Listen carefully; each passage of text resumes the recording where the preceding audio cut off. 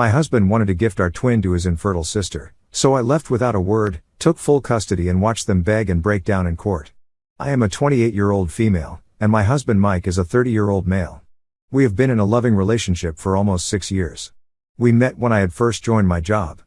Because he was more experienced than me, he would help me out immensely. From the very beginning, Mike knew that I didn't come from a good family. I had to fight for what I wanted and do odd jobs here and there to save up money for myself. Both my parents were into drugs and hardly did anything for me. Hence, when I went to college, I moved out, cut them off, and never looked back. They would sometimes try to get in touch with me if they needed any money, and because of that, I had changed my number and address several times. When I started working with Mike, he was exceptionally kind and sweet to me. I remember once I had worn a shirt to my office which apparently had 2 small holes that I didn't notice, but Mike noticed them and bought me a new shirt to change into so that our coworkers would not find out. When it rained or snowed, he would pick me up from my place even though my place was more than an hour away from his, because he knew I had to walk a lot to get the bus. I would sometimes skip lunch, not just because I wanted to save money, but also because while growing up, I never had enough to eat 3 proper meals a day, so it had become quite a habit as an adult. However, Mike would always bring me lunch and insist on eating with me to make sure that I was properly fed. Like I said, my husband was sweet to me, and it didn't take long for me to fall in love with him. The only flaw in our relationship was his family. For some context, Mike comes from an exceptionally wealthy family, the sort of family where you have multiple cars, a vacation home, and you go for cruise vacations during the summer. He and his sister went to private school and never had to worry about paying anything themselves. In fact, his dad has told him several times why he was even doing a job, because the kind of money they have can set him up for life.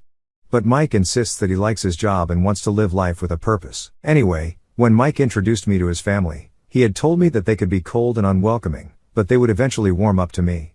I went to meet them for the first time keeping this in mind. I wore my best dress and heels and made sure to present myself in the most polite and respectful manner possible. His father greeted me politely, while his mother didn't even bother shaking my hand.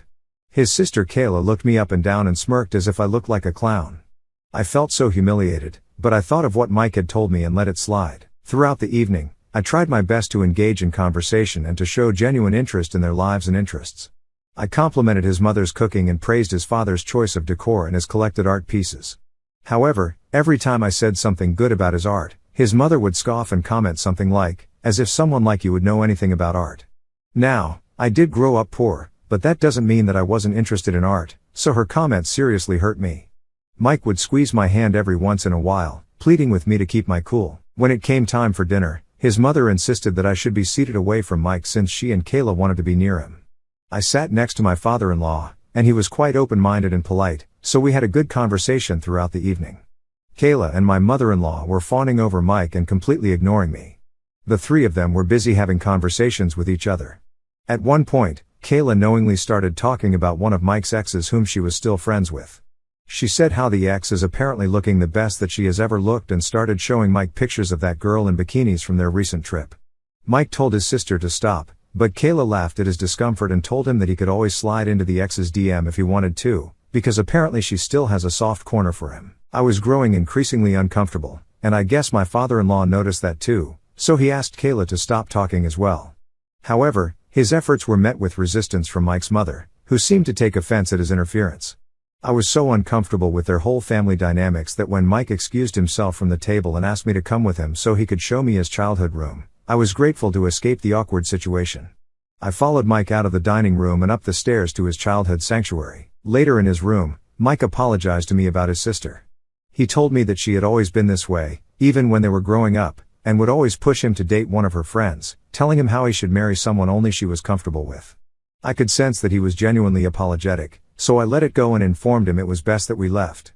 He agreed. It wasn't until later, as we were saying our goodbyes, that Mike's father pulled me aside. His expression softened, and he admitted that he had been skeptical of me at first, but my sincerity and efforts to connect had won him over.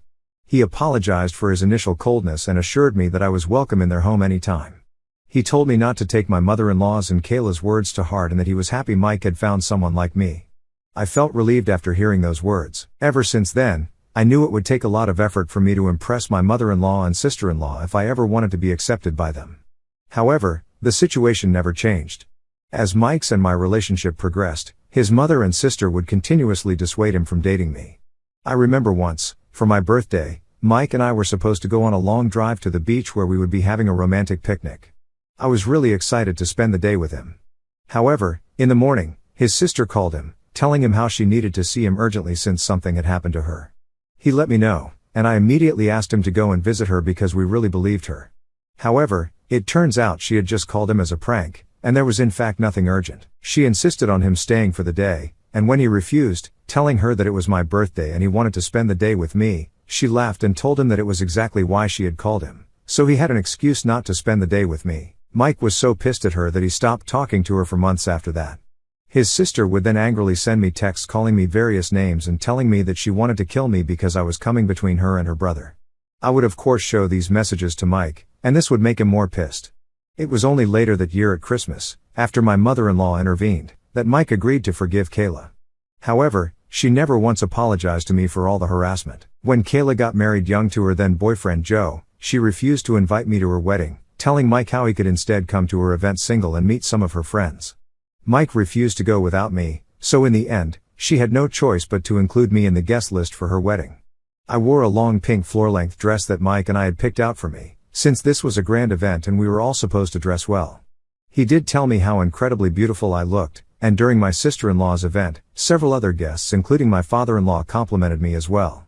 Kayla later confronted me about how I had ruined her wedding by upstaging her, even though other guests also wore floor-length dresses. She yelled at me and Mike, claiming I had knowingly dressed that way to get all the male attention. Mike tried to pacify her, telling her how that was not our intention, but Kayla refused to listen. She got even nastier to me after that incident. Over the years, my mother-in-law and sister-in-law have insulted my appearance, telling me that I look poor, calling me a fat pig when I gained a couple of pounds, making fun of me and my family background in front of their family friends, and overall have never changed their distaste for me no matter how much I have tried to stay polite. Hence, during the 4th year of my relationship with Mike, I stopped trying altogether, as their behavior was starting to affect my self-confidence, and there were only so many shots I could take about my appearance. I had a long conversation with Mike and put my foot down.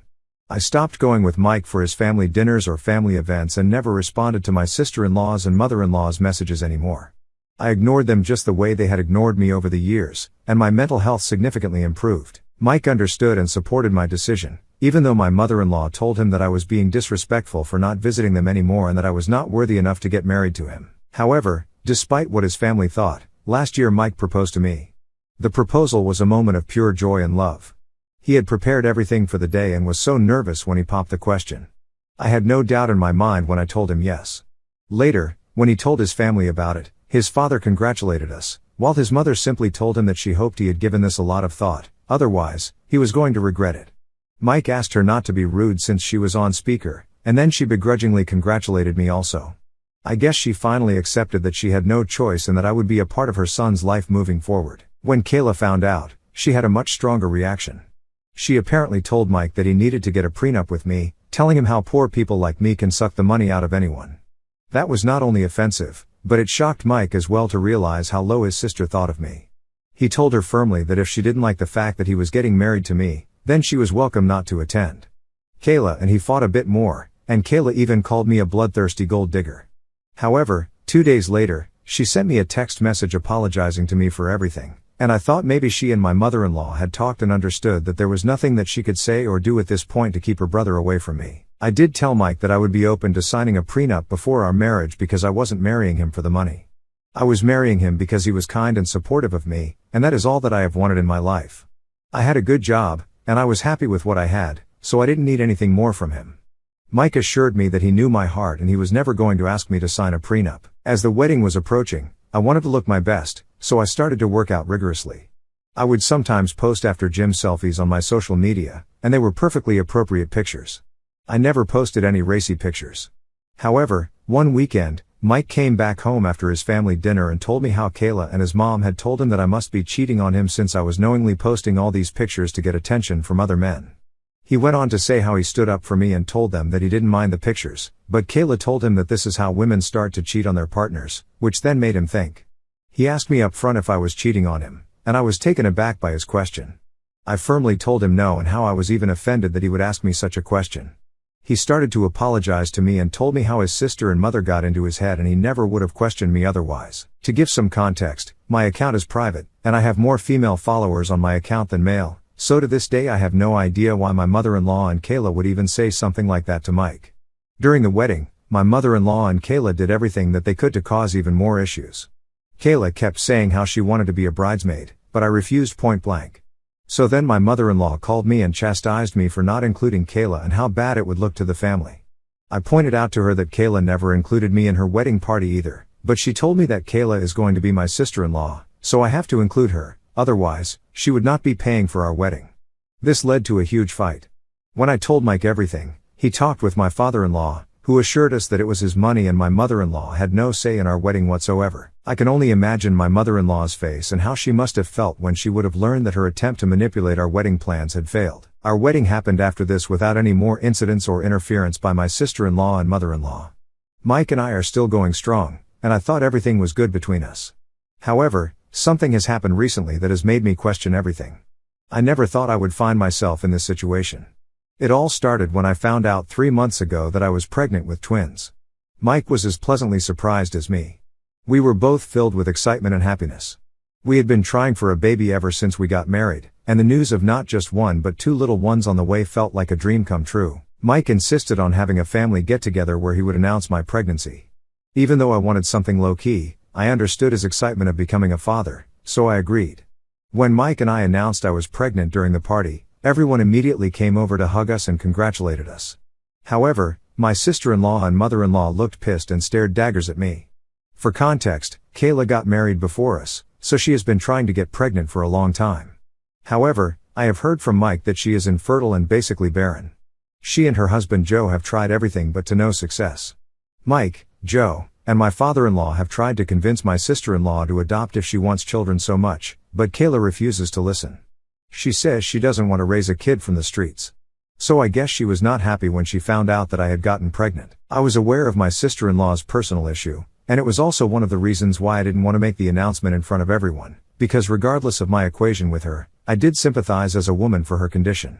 When Mike's relatives started to ask about the baby shower and if we knew the baby's gender and such, Kayla burst out crying in front of everyone. She rushed into the washroom and locked herself there. As you can imagine, everyone's mood immediately soured. Mike and my mother-in-law begged her to open the door, but Kayla refused. After 30 minutes of them begging, Kayla came out with red puffy eyes. She looked at me directly and told me that I should have talked to her first before making the announcement since she couldn't have a child of her own. I tried explaining to her that I never intended to make her feel bad, but she ignored me and walked out of the party with Joe. My mother-in-law later chastised me about how selfish I am and how I always make everything about me without caring about other people's feelings. After the party, Mike did apologize to me and assured me that he would talk to my mother-in-law and Kayla and make sure that they would know that this was all his idea and he never thought that our announcement would hurt his sister so much. I still feel bad about Kayla, but my husband assured me that it wasn't my fault at all. The next weekend, when he went to his parents' place for dinner, I stayed behind as usual since I wanted nothing to do with his family conversations. I have no idea what they talked about, but Mike came back home telling me how he had ended up apologizing to Kayla since she was really hurt about everything. He recounted how Kayla had shared the emotional toll of her struggles, detailing the countless medical tests and sleepless nights spent in tears for years. As he spoke, I couldn't help but feel a pang of guilt. Despite the tensions between us, Kayla was still family, and the thought of her suffering weighed heavily on my conscience. I realized that beneath the facade of resentment and animosity, there was a woman who was hurting and in need of compassion. Mike told me how I should reach out to her, and I agreed. I messaged Kayla and apologized to her for not giving her a heads up about my pregnancy before the party. I told her that I wanted to resolve things between us before my twins were born so that we could start fresh as a family. To my surprise, Kayla responded with unexpected warmth and understanding. She thanked me for reaching out and acknowledged her own role in our strained relationship. She expressed her genuine happiness for my pregnancy and reassured me that she wanted nothing more than to mend our relationship and be supportive during this special time. Kayla offered to throw a baby shower for me when the time came, telling me how she has never had a chance to do it for anyone, so she would love to organize one for me. I graciously agreed. In the months leading up to the baby shower, I noticed that both Kayla and my mother-in-law were unusually kind and sweet to me.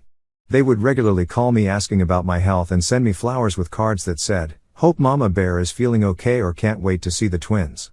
It was definitely surprising and a bit unsettling because up until that point, Our relationship had been strained to say the least. Suddenly, both Kayla and my mother-in-law were acting completely out of character, showering me with love. It felt like a sudden shift, and I couldn't shake the feeling of unease that accompanied it. However, I thought maybe they were making an effort to mend things between us before the twins were born. I never imagined there could be anything sinister behind it. Despite my suspicions, I tried to remain optimistic and hope that maybe we were turning a new leaf as a family. Mike continued to visit his family for dinner every weekend, and everything seemed fine on the surface. On the day of my baby shower, I was surprised to see that Kayla had actually listened to all my suggestions and kept them in mind while organizing the event. The event was everything I hoped for and more, with friends and family gathered to celebrate the imminent arrival of our twins. Unlike typical baby showers, the men of the family were invited to the event also. My father-in-law had brought multiple gifts for the twins. We were all having a lot of fun and playing baby shower games throughout the afternoon. Kayla was polite while engaging with the guests and ensuring that everything ran smoothly. During the middle of one of our games, I had to excuse myself to go to the washroom. After I finished my deed, I was just coming out of the washroom when I heard my husband and mother-in-law furiously arguing in the hallway in hushed tones. Curiosity piqued, I paused for a moment, straining to hear their words. They didn't know I was listening. At first, I thought it was just innocent chatter, maybe about baby names or nursery decor, but as I listened closer, my heart sank. My mother-in-law was asking my husband if he had had a conversation with me yet regarding their plan with the twins. Mike told her to lower her voice since someone could hear, but my mother-in-law told him that the time was coming near and he needed to man up and talk to me. Mike told her that he was working on it and that it wasn't an easy conversation to have. My mother-in-law then told him that he needed to have this discussion before the twins were born. Otherwise, they wouldn't be able to give one of the twins to Kayla on time for her 27th birthday. She told him how he had already agreed to his sister-in-law's demands and had no way out since she had been looking forward to being a mother for months now. My eyes widened in shock as I processed these snippets of conversation I had overheard. My heart raced with a mix of disbelief and growing dread as the gravity of their discussion sunk in. The realization hit me like a ton of bricks. They were discussing giving one of our twins away to my sister-in-law as a birthday gift. I couldn't believe what I was hearing. It felt like a punch to the gut. I stood there frozen as they continued to talk about their plans as if it was the most normal thing in the world. My mind raced with a million thoughts and emotions: anger, hurt, sadness, but most of all, betrayal. I had thought my husband, mother-in-law, and sister-in-law were happy about our pregnancy, about our twins, but now I realized that their happiness wasn't because of our growing family. It was because of their twisted plan to give away one of our babies. At that moment, I felt like I didn't even know my husband anymore. How could he betray me like this? How could he even consider giving away our child? Our babies were not gifts to be given away, they were our children, our flesh and blood. I waited patiently for them to finish their conversation. I didn't want to be caught, and then I slowly walked out of the bathroom.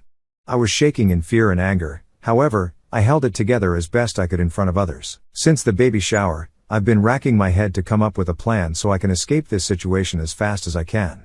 I can't endanger my twins in the future. This family is crazy, and I can't even trust my husband anymore. I want to scream at him every time I see him, but I'm trying to pretend that all is well so I can work on my escape plan. However, because of my pregnancy hormones, I am a bit worried that I will be the asshole for leaving my husband without even asking for an explanation. I don't mind being a single mother, but should I give the father of my children a chance to explain himself before tearing apart the family? I read through all the comments, and I have made up my mind now. I want to assure you that I will never let anyone take away my baby from me. I have reached out to my best friend of many years, and I have asked for her help. She is as shocked as I am that my husband could plan such a thing with his family. She has agreed to come and help me move my things so that I can live with her while I file for divorce from my husband. Tonight is the last night I will stay in the same house as Mike, and tomorrow I will leave without a note or an explanation because he doesn't deserve one. As I mentioned before, I made the decision to file for divorce from Mike after overhearing his conversation with his mother about their plan regarding our twins. It was a heartbreaking decision, but I knew it was the right one for me and my babies. With the help of my best friend, I gathered all my belongings and left our house while Mike was at work. It was a difficult and emotional moment when I walked out of the doors, as I never imagined a day would come when I would leave my husband, but I know I have to prioritize the safety and well-being of myself and my unborn children. I've since filed for a divorce. Even though Mike has tried to reach out to me multiple times, I haven't blocked him as I do want to be cordial to him until the divorce is done. Since Mike has no idea that I overheard him with his mother, he has sent me several text messages accusing me of betraying him and claiming that his family was right all along. I haven't sent him a single explanation because I know no matter what I say, He and his family will try to gaslight and manipulate me. So for now, they can think whatever they want. The truth will come out during the divorce proceedings. I have blocked my sister-in-law and mother-in-law. Although I do feel a bit guilty about not answering my father-in-law's calls, I have no idea whether he was involved in this plan or not, so I can't take any chances. I have spent the last few days just crying while my best friend has sat with me and never left my side. She has assured me that I am not a bad mother for leaving such a man and has tried to lessen my guilt. Since I will be a single mother from now on, I plan on going back to work as soon as I can. My best friend, who works from home, has agreed to babysit my twins when I do join the workforce. However, I have insisted on paying her for her time, as babysitting twins won't be easy. I know this isn't a solid plan, and I wish I had reliable parents who could help me out in this situation, but unfortunately I don't. Also, my best friend will only help me look after the kids until I can get my divorce from Mike, so then with the child support, I can hire a proper nanny. I know it won't be easy, but I am determined to create a safe and loving environment for my twins. I am grateful for the support and encouragement I have received from all of you during this challenging time. A lot of things have happened since then. First of all, I have given birth already, and now I am the proud mother of my beautiful twins, Jackson and Vinny. I was so nervous before giving birth, but the moment I held my beautiful twins in my arms for the first time, all of my worries melted away. They are my everything, and I am glad that I took them away from that crazy family. My divorce from Mike was finalized, and despite his pleading, he was not granted custody of the children. He did find out during the proceedings exactly why I had left him, and he was shocked that I had found out about his plan. He tried to apologize to explain himself, telling me how he was compelled and pressured by his family every day and how he had no choice, but I was further disappointed with his cowardice. It turns out the father-in-law did know about everything, and although he had tried to dissuade my sister-in-law and mother-in-law, no one had listened to him. I am so disgusted by this family that I have felt no remorse since divorcing Mike. I didn't ask for a single penny for alimony, but he has agreed to pay a hefty amount for child support, which will be enough for me to provide the best for my children. My mother-in-law and sister-in-law did try to get in touch with me and even showed up during the divorce proceedings, screaming and yelling at me for taking away the twins from them. They told me how they could have provided my children with everything and that I was a bad mother for being so selfish in the end, and they had to be restrained by the guards. I'm glad that they embarrassed themselves publicly because it helped me get a restraining order against them. Since the divorce, Mike has tried to remain in touch with me, pleading for a chance to talk and reconcile, but I can never trust him again around my children. With the help of my best friend and a supportive network of friends and family, I've been able to navigate the challenges of single parenthood these past few months. Recently, I have made the decision to move out of the city entirely, as I want to create a fresh start for myself and my children far away from the toxicity and manipulation of Mike's family. I know as long as I live in the same city, they might try to get in touch with my twins, and I don't want that. With full custody of my twins, I have the freedom to build a new life wherever I choose, and I intend to make the most of that opportunity.